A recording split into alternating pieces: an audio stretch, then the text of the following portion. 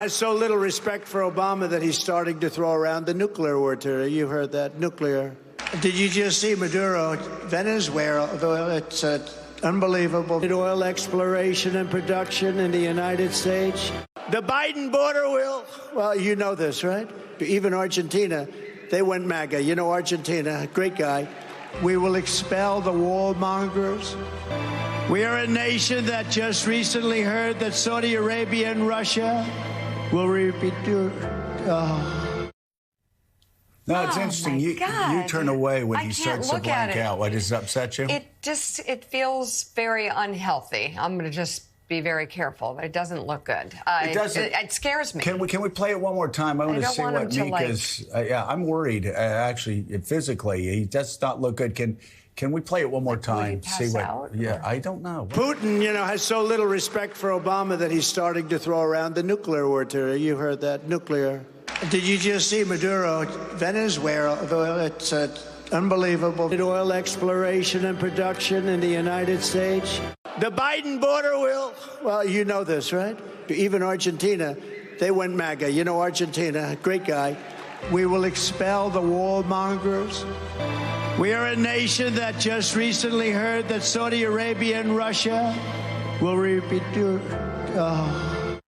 See that right there? I don't like it. Stop. That upsets you. Something's wrong. Something's wrong. I can't look at that. It makes me, It makes you feel nervous for him, right? Let's play one more time. No, I don't want to see that. I want to see what's upsetting you. One more time, really quickly. I'm going to. Putin, has so little respect for Obama that he's starting to throw around the nuclear word today. You heard that, nuclear. Did you just see Maduro, Venezuela? It's unbelievable. Oil exploration and production in the United States. The Biden border will, well, you know this, right? Even Argentina, they went MAGA. You know Argentina, great guy. We will expel the warmongers. We are a nation that just recently heard that Saudi Arabia and Russia will repeat. Oh, come on. What's going on? I don't know. Jonathan Lemire, you followed him. I'm dead serious. You followed this guy for a very long time. There is the confusion between Nikki Haley and Nancy Pelosi, the continued confusion between Barack Obama and Joe Biden. And that has a deep background going all the way back to 2011. He really is. He continues to be obsessed and haunted by Barack Obama mocking him at the White House Correspondents' Dinner, getting the respect that he always thought he needed to get. The ghost of Obama haunts him every day, and he says it. You see it on stage, but here, no, there's something else. I know, but there is something.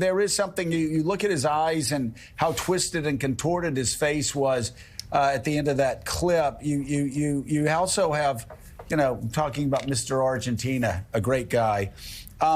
But if I was his family, yeah, you're not. I would be looking at that as like a. Well, this is what we said about Rudy Giuliani's family for a long time. For a long time, we've been saying this about Rudy, that there needed to be somebody around him to protect him from himself. There is nobody around Donald Trump that can protect him from himself. And Jonathan Lemire, you wrote the book on January the 6th. My God, that's a perfect example. And again, an example of how he's just not the same guy he was 5, 10, even 15 years ago. Nobody's saying he was a saint then, but we knew him. He's radically different. You look at him talking radically different, but you look at January the 6th. He had every single person in the White House begging him to stop the riots. His lawyers were begging him to stop the riots. Everybody, his family was begging him to stop the riots. Fox News hosts were begging him to stop the riots. Everybody. He didn't listen to anybody. He's alone. So as we go through this sad scene, there is nobody that can take him off the stage and say, you're not well. You need to go to a doctor. You need to. Yeah, you need to get checked and taken care of. He is surrounded entirely by enablers during this campaign, and he would be again if he were to be in the White House for a second time.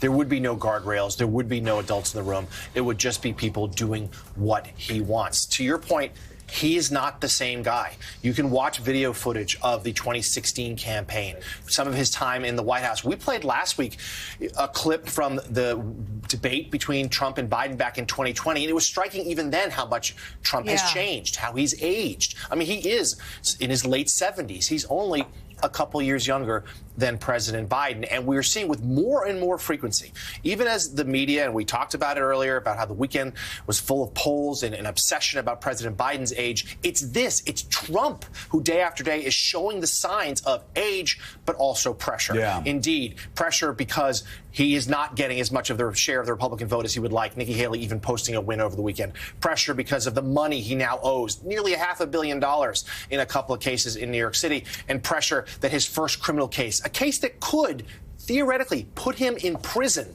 starts in just 3 weeks. And we are seeing it night after night on the rally stage, where he seems to even just lose control of the English language. Mika cringes. I can't help it. I start laughing when he does the Venezuela bit there at the end. But this is something that his team knows, but they're just forging forward.